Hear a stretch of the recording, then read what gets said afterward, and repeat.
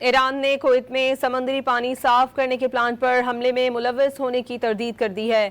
ایران کی نیم سرکاری خبر ایجنسی تسنیم کے مطابق کویت میں ڈی سیلینیشن پلانٹ پر حملہ اسرائیل نے کیا تاکہ اس کا الزام ایران پر دھرا جا سکے۔ ایرانی حکام کے مطابق اس کی جانب سے صرف امریکی فوجی ٹھکانوں کو نشانہ بنایا جا رہا ہے۔